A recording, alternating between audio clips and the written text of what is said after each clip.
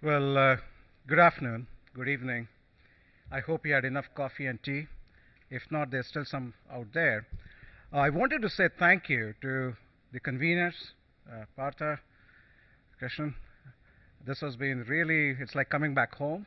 Uh, and the kind of things I've learned just sitting here in the audience, it's been fantastic. And I'm sure the implications of the things I've heard and learned here are going to have a trajectory not just with me, but a series of students who will be starting to work me on that. So I thank all of you for some fantastic presentations and all the things that you have coordinated together. What I'm going to be talking about essentially is when we started off, we have been talking about clouds and so forth. We are going to come down to the surface at the land. And it's sort of like a perspective on the things we have learned. And I'll end it up by talking about where are we going based on where we are coming. Now, even though I'm talking about land, there has been some discussions about the scale-aware convective parameterization. And so I wanted to just highlight this work that I think George mentioned about the modified Kane-Fritz scheme that we did. Now it is available in WRF.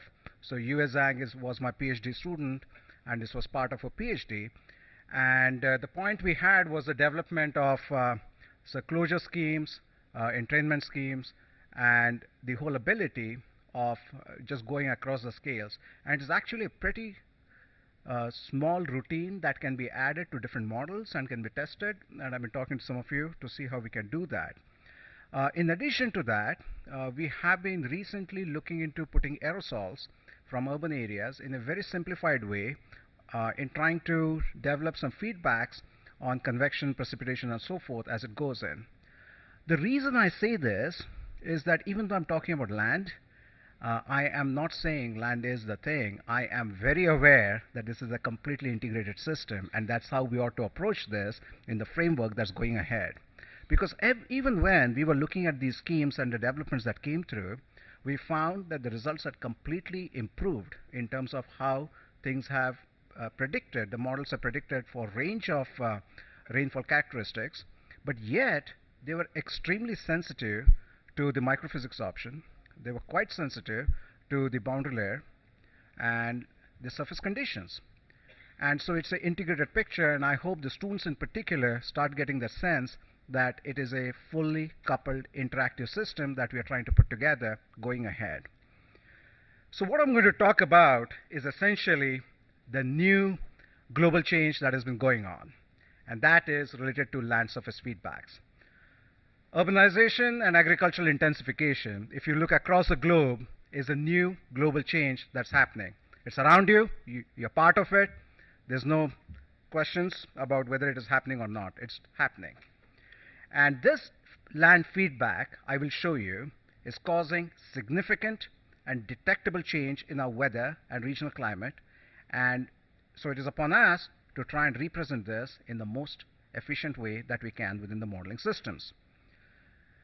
Clearly, just looking at where land changes are happening, you can see this population map and the population density. The effects are expected to be largest in the Indian monsoon region, or that domain in particular. And indeed, when there was this global land atmosphere coupling study, the so-called GLACE experiment, the Coster et al. Paper in Science showed, you can find these range of hotspots that start emerging, and where India has very prominently come up. The southern Great Plains is another that comes in. And that's no surprise. What is also intriguing is that those same hotspots are also the places where we have some of the largest human management decisions going on in terms of irrigation and some of those things that are embedded in this whole land feedback. More on that a little later. So why does land surface matter? On a side note, we did this experiment in the hydrological setup, and when you have a 10% of a grid which has some hydrological characteristics like urban area, you start seeing the feedback on the response. But in the larger scheme, when you're looking at an atmospheric model, a climate model, where we know there are dominant features coming from large-scale factors, why should land surface matter? So here's a modeler's view on that. We had a similar figure yesterday, I believe, on the microphysics that was put together. But this is essentially that you have radiation coming in, and there are many things that go on in terms of the attenuation and reflection and so forth.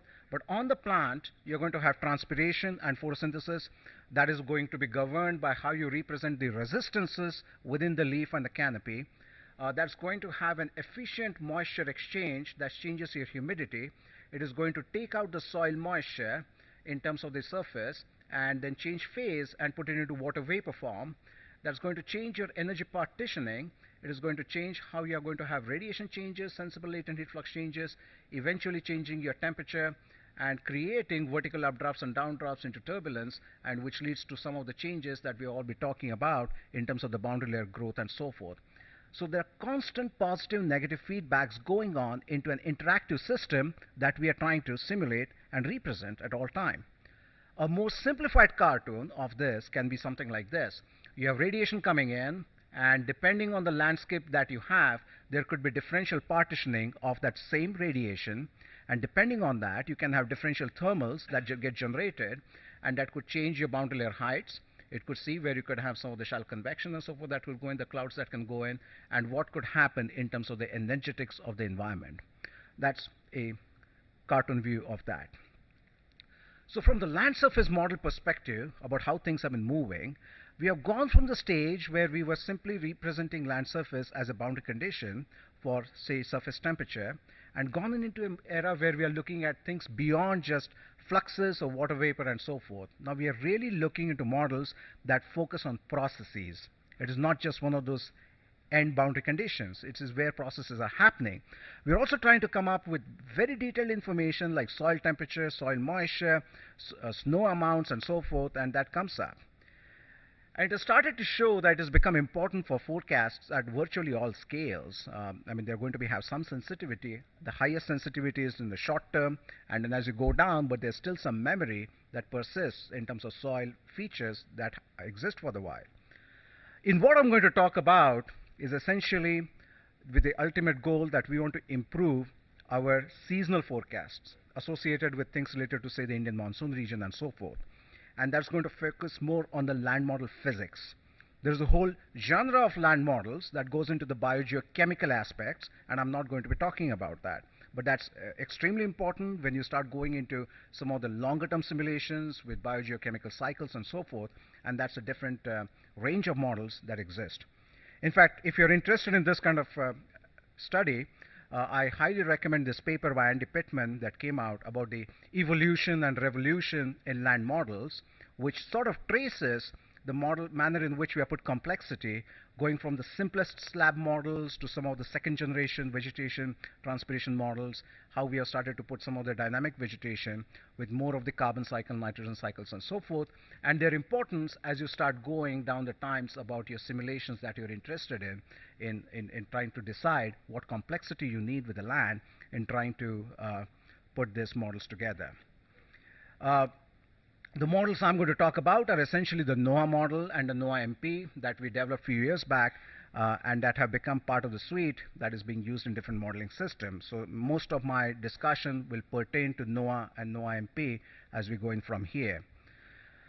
What we have seen is that as the computational power has increased and our process understanding has increased, we have gone into finer and finer grids. As we have gone into more finer grids, the demand for realism has gone up. To give an example, some of the models that are being run over the European cities, they are going to the point where an entire grid could be an urban block. And so you need to start putting urban areas in a very explicit manner, and it can't just be one of those functional factors that start going in. So the corollary to that is that finer the grid spacing, more would be the importance or the impact associated with the realistic land representation. And we are definitely looking ahead into an era where we are going with finer and finer grids, and that's essentially where we are.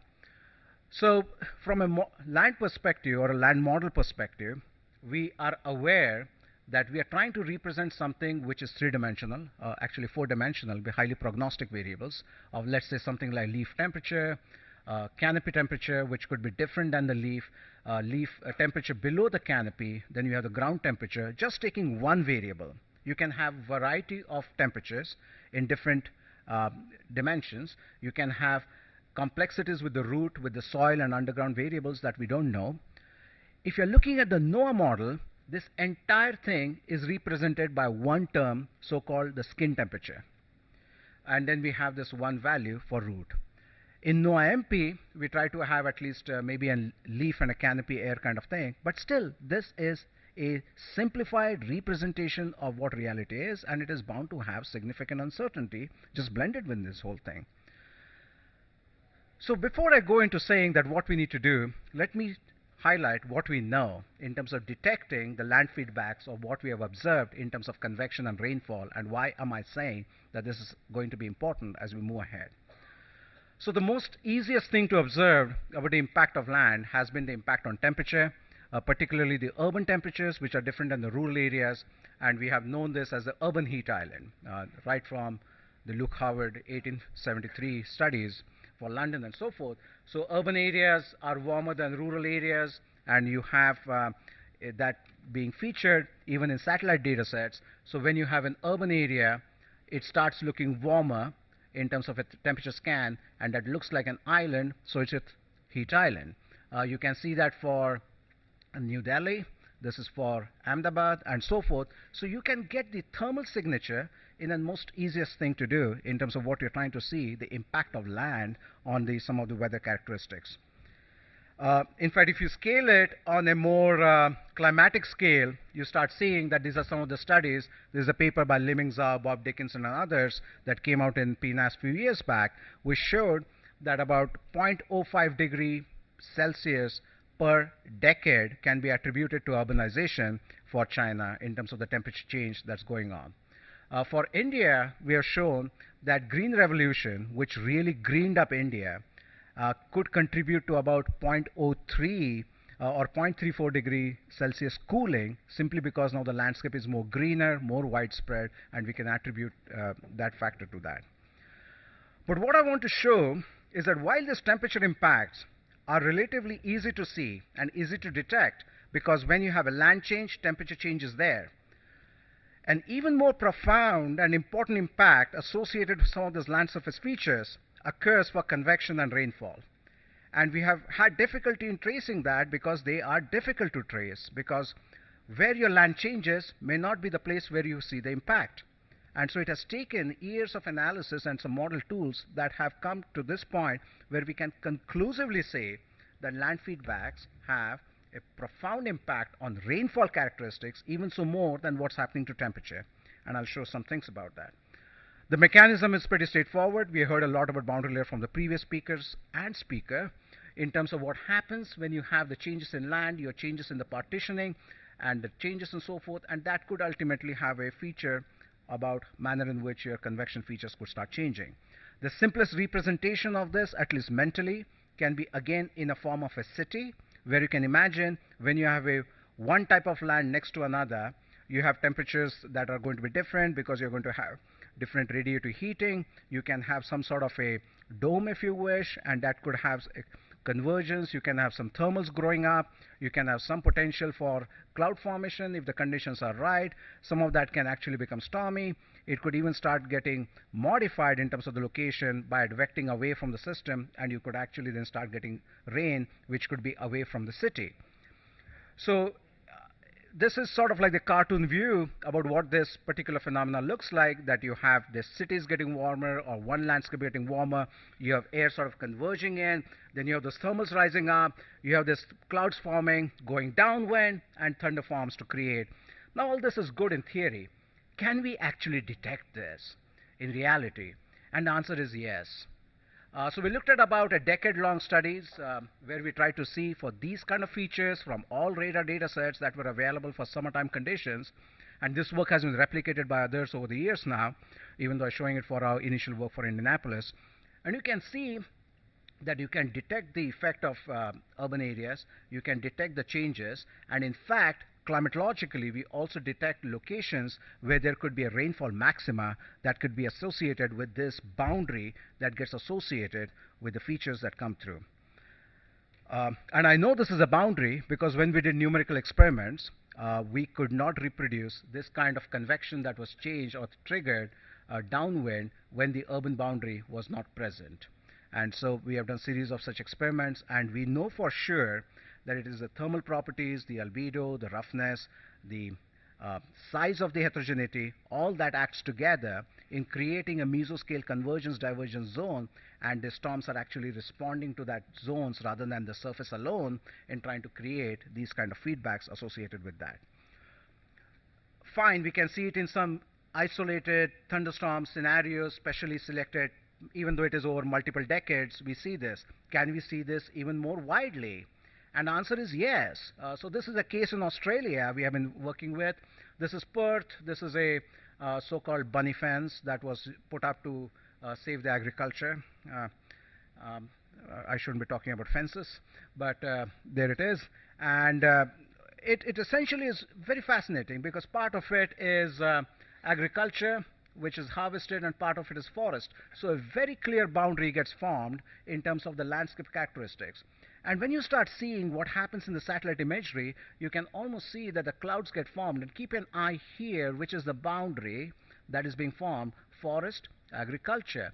And watch what happens to where you have the cloud formation. It almost knows that you can't cross that fence in terms of where it is going to be formed because of the features that are going to be, the environment is just different in response to the land that is below it. In fact, when there is a sea breeze, you have this convection right only over the agricultural area and not going over the landscape beyond that, the squall line sort of stopping here and so forth. Point is that there are several such examples people have seen, particularly around the Amazon.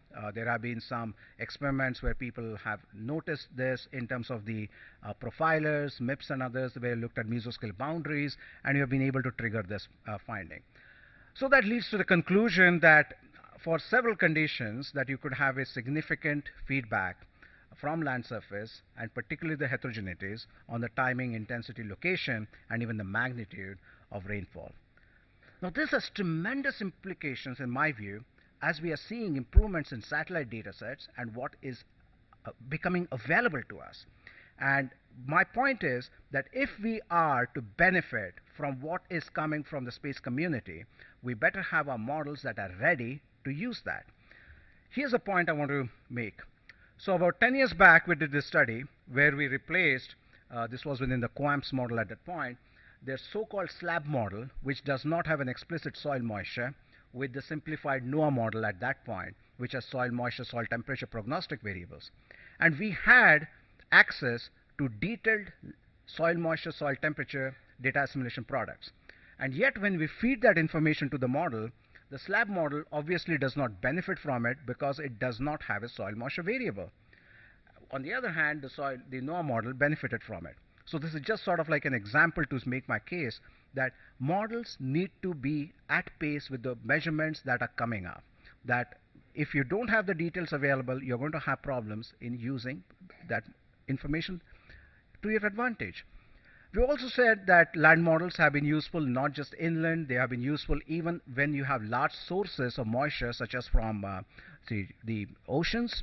It has been useful in improving our rainfall characteristics even under large synoptic conditions, like this is the case for Tropical Storm Allison, where you can see that the rainfall simulations are quite different depending on the land model used in intensely synoptic conditions.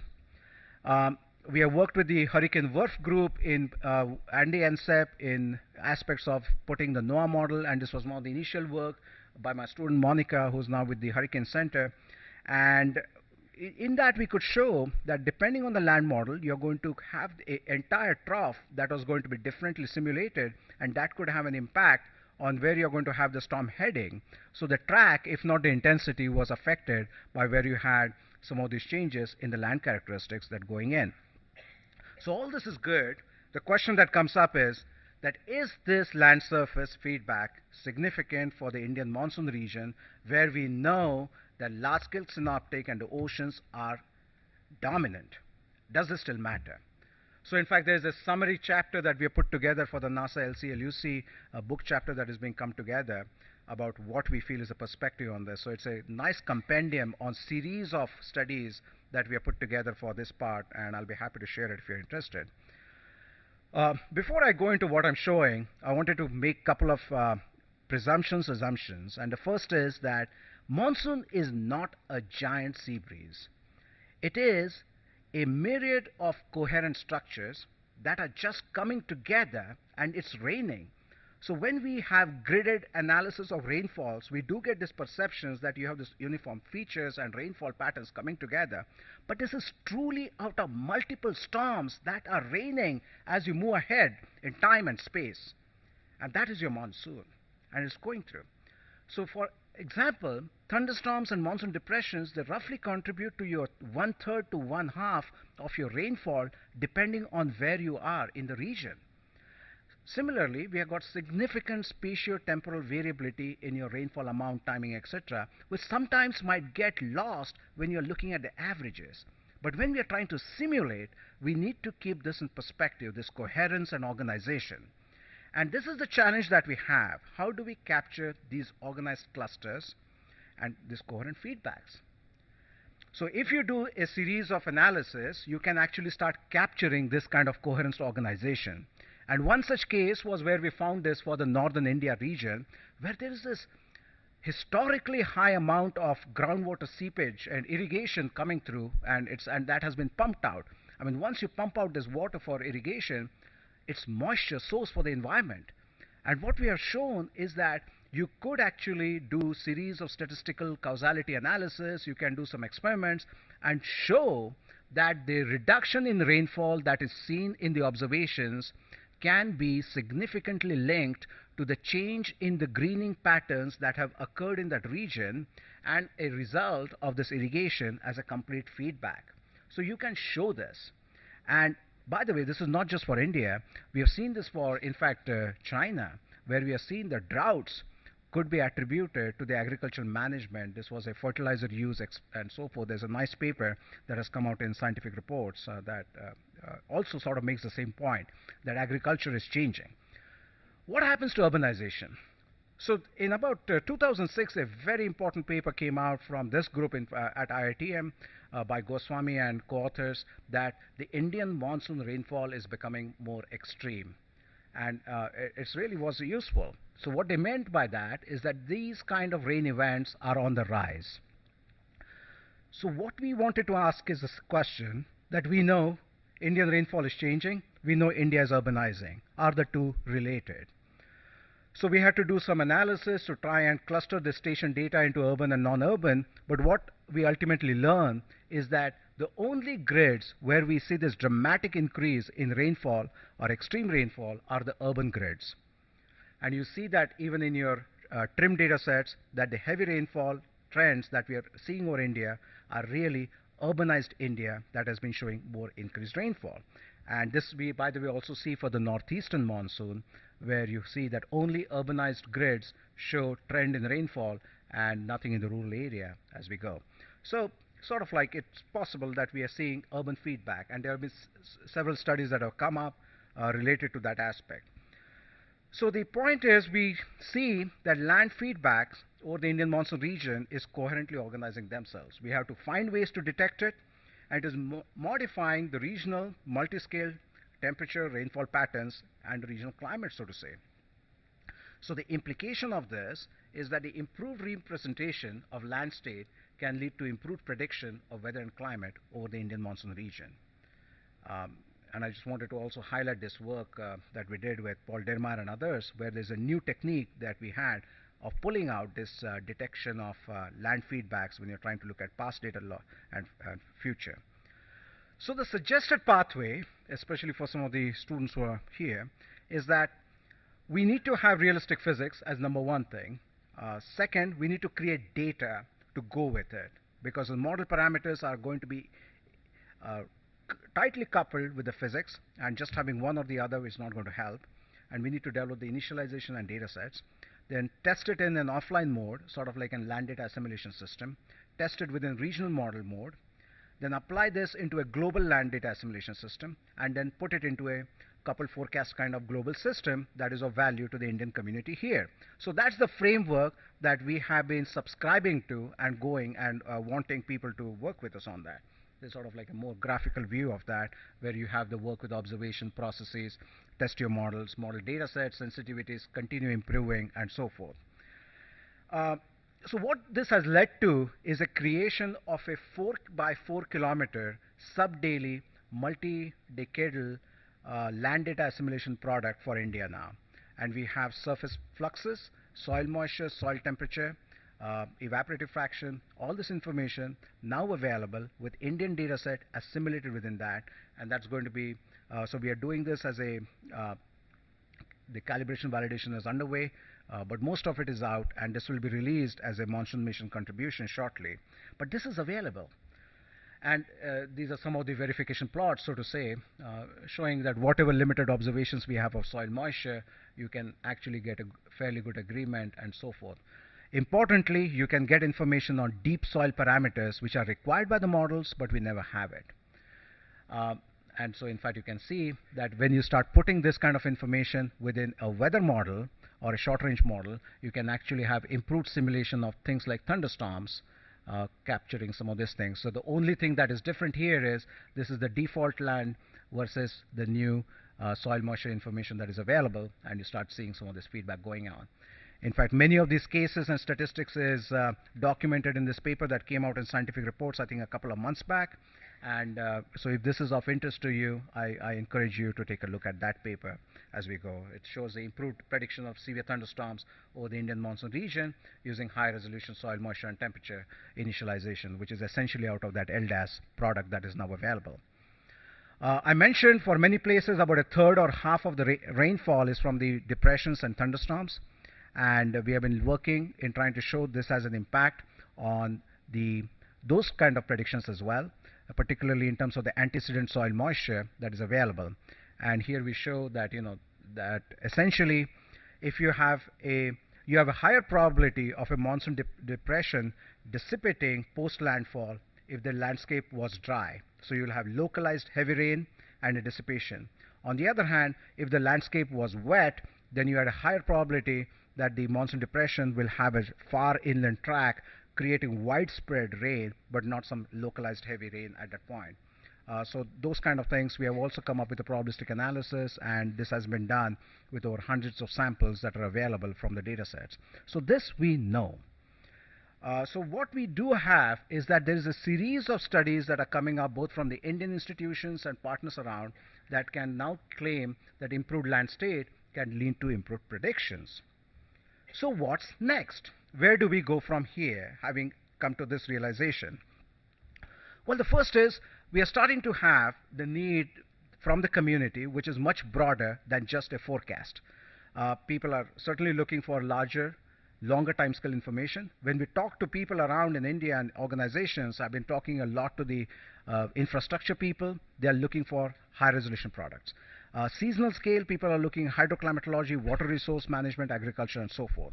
And there's a growing demand for urban mesoscale street level information that people are trying to use, and the demand for a forecaster. I just heard Partha mention that there's actually people asking for those kind of things too. So that was serendipitous. So at this point, decision makers will take whatever they believe is true if we don't provide that information. That is the state as it is, because they are not going to wait for us to give that information.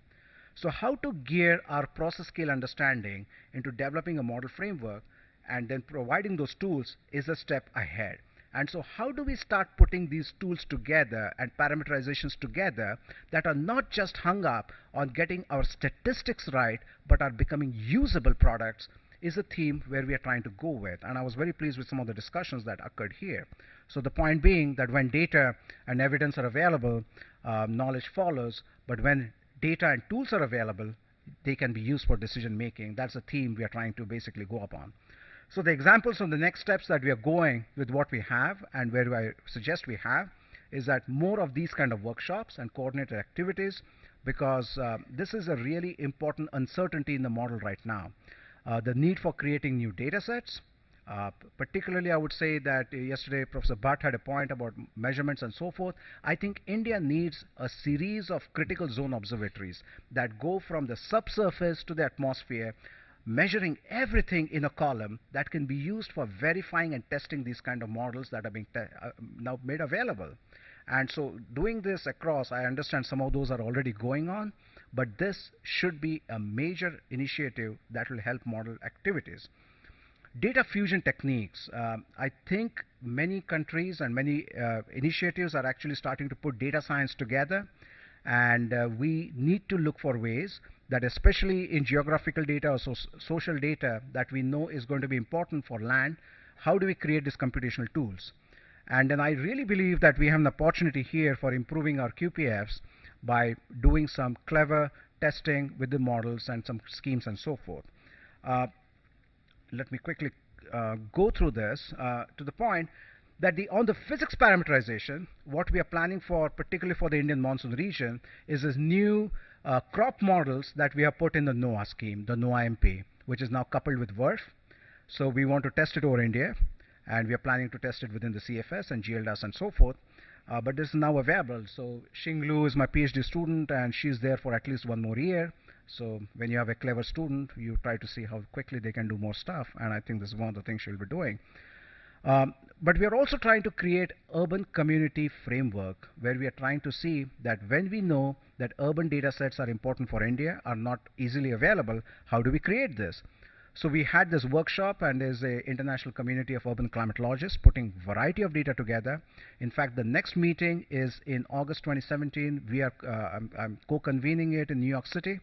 Several of you would find that this will be a good meeting to see how climate information is actually being used by urban planners, for instance. We are working with video gamers in trying to create our input conditions for weather models when we are going to the scales of urban scale, because we don't have the data, and the video gamers actually create this data for things like urban sim and so forth, SimCity and other factors. So this is all being created actually by the video game, and that becomes an input to our ultra high resolution input for the model, and you create the simulations that are associated with that. This is really helpful in trying to communicate with planners in terms of the land use change that we would want, or the impacts that would happen and so forth. Education tool aspect also. So there's like a sketching thing, and they do some forward design, and there are several things that go on. But this is a computerized recreation of Bangalore city, or is part of Bangalore city. This is digitized, every pixel, and this goes into the model the way you want it, from albedo to the emissivity to the height to the reference points and so forth. These points become your data. Now, right or wrong is a different story, but they are realistic in terms of how you see from Google Maps and so forth. So you have population and jobs and other factors, and you start creating some of these future simulated views that you're trying to go as well if you're trying to do landscape scenario changes. To match that, we are creating a portal of World Urban Data Analysis and Portal Tool, a so-called WoodApp. And there's a WoodApp to WRF portal that we are creating at Purdue, where we are putting hundreds of cities together in terms of a citizen network and trying to map cities with a high resolution data sets about city maps. And this is, for instance, Bangalore, and the new map that we have for Bangalore and so forth. So the plan is that we do this 15, 20 cities per year, and within few years we have about hundreds of cities over India completely available with high resolution data sets that go in with new classes that are available and so forth. We are working with Google Imagery in trying to see the sun angle and coming up with the heights of the buildings, and that becomes an input to the WRF and other kind of models, because when you look at a Google image, you actually have a timestamp associated with that. If you look at the image again, you might have a different timestamp, and you can back calculate the height of the building from the shadow, and that's something we have been trying to do and get some of this data set. This is a verification in part of a city with a river in between, so there's a white area and so forth that goes in. We are trying to put traffic flow patterns and human decisions within our weather forecast. How do we do that in terms of how rainfall and traffic and so forth, and that will be going in. But my point is that improved physics and human feedbacks are important not just from the Earth system modeling perspective, but and if you tie them up with the computational tools and approaches, we are going to have an enhanced land representation. When you have an enhanced land representation, we have a better potential for improved monsoon rainfall variability and prediction. So add humans in that whole scale of what we are going to look ahead, even from seasonal scale forecasting. I think there's a potential that it could have an impact on what we are doing. We are seeing that clearly land is affecting case-by-case improvements in the forecast, and there's definitely not a one-to-one improvement in the operations. I mean, there's no surprise, because there's a lot of things that are going on. So there's a more need for coordinated efforts, and that's what is going on with the Indian groups right now. And so there are a lot of things that are happening. For instance, at IITM, there's these groups that are working with the impact on land surface and interseasonal oscillations. They are looking at the changes in the predictability and so forth. You heard Krishna's talk about the Earth system models. There are things that have been going on. So the researchers and institutions here are perfectly primed to start benefiting from these kind of things that are becoming available with the groups here. So one of the first areas where we think there could be an opportunity is this study we had, that simply changing the coupling coefficient between the land and the atmosphere could change some of the rainfall characteristics associated in the model. And it is one of those dirty secrets that we have this coupling coefficient. So no matter how much you develop your enhancements in the land, the atmosphere never knows it because it doesn't have a good strong coupling. So the coupling can't be too strong or too weak. It has to be just optimal. And so that's essentially one of the challenges we had. We had kept it constant values. Now, those things are possible to make more dynamical and calibrated to the region, but you can only make it calibrated if you have series of fluxes available, flux data sets available. Until now, we did not have it for the monsoon region. But with the availability of that land data assimilation system-based gridded data sets, we now have an opportunity of recreating those coupling coefficients. And once this coupling coefficient can go into CFS, we can then see the impact on what it does for the rainfall characteristic, for instance. We are trying to also put Noah crop. We can do that within LDAS and other things, and urban data sets that can go into the future. So I'll end up by saying that there's tremendous growth in data sets that are coming in from remote sensing. There's tremendous growth in terms of what is expected of those kind of models because of the investments that are going in. We better be ready with the kind of on-the-ground information that is required to go into those models, because that is the scale at which information is being desired out of those models. And the benefits of land model and their representation is certainly going to increase even more notably as we go into these multi-resolution models that we'd heard being discussed by the experts prior to me. And so with that, I'll say thank you. I appreciate the patience, and I'll be happy to take any questions. Thank you.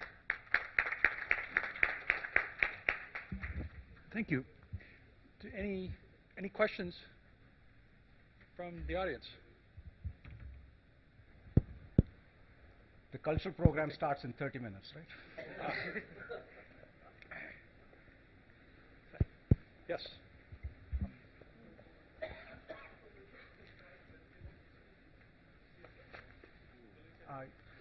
I'm sorry. He's going to get a microphone. Did you try already to implement this kind of things in CFS or not?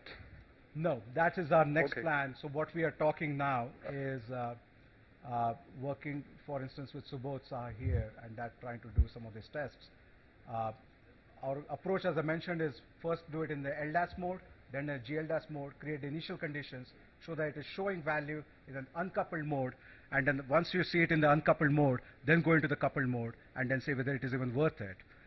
So that's the test we're trying to do. I think after a series of things we have done, we believe we might get a really strong feedback with something very simple like the coupling one, and that's where we are now saying that's something to go by.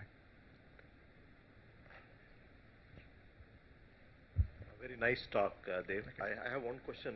You showed about the effect of irrigation on the monsoon, one of your the Punjab region. So groundwater has been lost because of excessive exploitation. So what was your results from your study? So I call it the hydro-illogical cycle. The reason being that there's irrigation because there's no rain or limited rain for the activities they're doing. And when they're irrigating, we are seeing that it is actually changing some of the characteristics like thermal low and so forth that seem to be having at least a detectable way in which the region is greening up and changing the rainfall characteristics over that region. And the lesser the rain, the more they're irrigating. And the more they irrigate, it is likely that there will be lesser rain. And so we have got into this loop. Now, why this is happening, it is actually, I can show you the series of papers or the results where it is starting to show a signature in terms of how it is creating a blocking pattern that you can actually trace to the moisture trajectories in that region, and that is changing the temperature patterns and so forth, and that might be slowing the advancement of that trough as it is trying to come northwards and is getting deflected. That could be one pathway.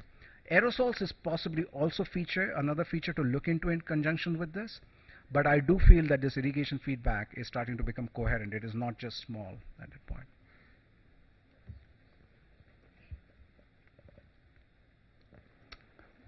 Very nice talk, professors.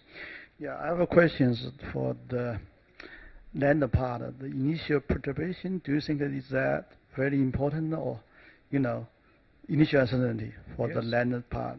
If that important, how can we generate the initial perturbations from a climate or from data simulation? No, I think you're raising a point which is what I call that unless we prepare the tools, we can't even start answering those kind of questions. We need to have some of these details available in the model in terms of the physics in the first place, so that we can then start thinking, how do we create those kind of next set of tools that can help address those features. I do feel that at this point, we are looking at some of the broad strokes about the feedbacks first. And those broad strokes is that we have such large errors persisting in where it is wet versus where it is dry, simply because we don't have data. The picture is even more horrific when you start looking at how cities are being represented. If you don't have data, every city is Vancouver, and that's how it is, or Washington, D.C. So when you are really going to the scales we are going with these kind of models, it will start becoming important that we at least address this first order effects, that where we can take care of these factors. And that's the data set I'm urging that we start putting together. Then I would really go into the next level where we go into the perturbation. But I think it is important. Okay.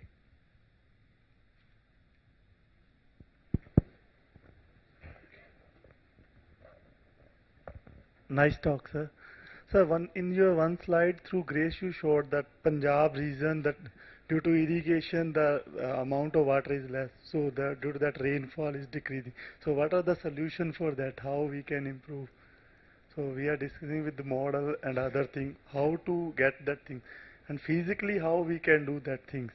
Yeah, Dr. Krishna has the answer for that. I will let him answer. Thank you. No, I think it's an important question, and I'm sure people way smarter than me are thinking about it. It's a social and political question as well. It's not a meteorological alone.